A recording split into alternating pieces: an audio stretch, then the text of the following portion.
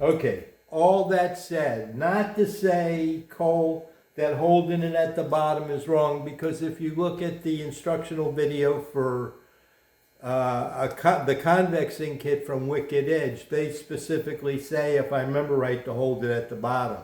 So there's something about the handhold position and the technique that you need to correlate. Back to what I was saying, I hold it in the center. You can hold it at the bottom. We are trying to, with the Wicked Edge, a fixed position, fixed angle, because we're setting the angle with the micro adjusters and a cube.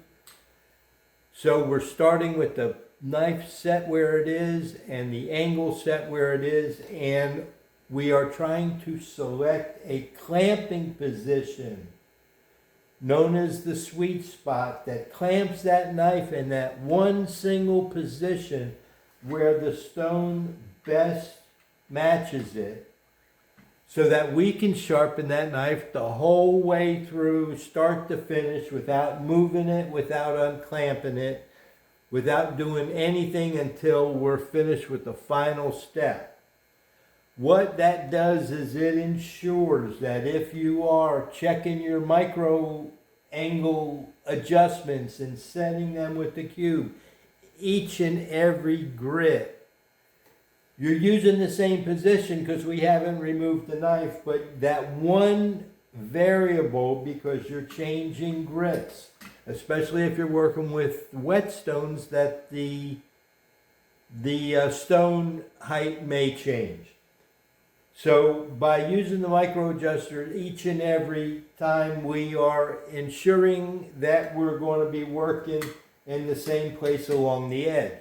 We haven't removed the knife, and that also ensures we're working on that same place. We're trying to work consistently right on the apex of the edge. We don't want to make that same angle appear bigger, because every time we get a little out of adjustment, or every time we possibly reclamp the knife and may get it just a little bit off, even though we micro adjust it, we're still starting again with the new position.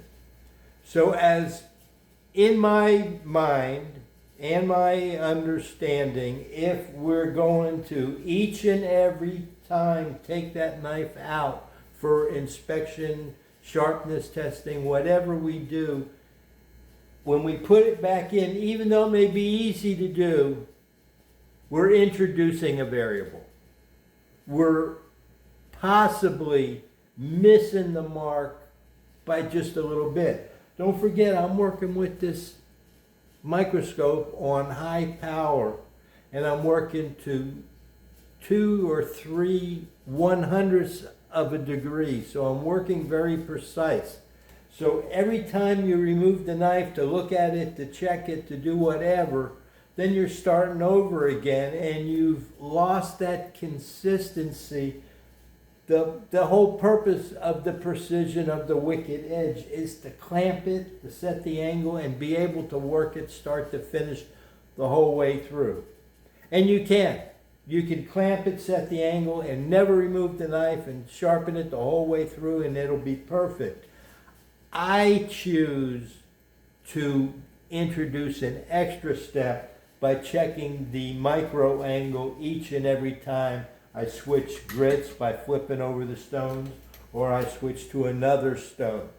But I don't remove the knife. I try to work with the knife in that same position the whole time, which is why I use the stable riser, because it gives me the extra stability on the knife. Okay, I'm going to stop here, and then we'll go for another one.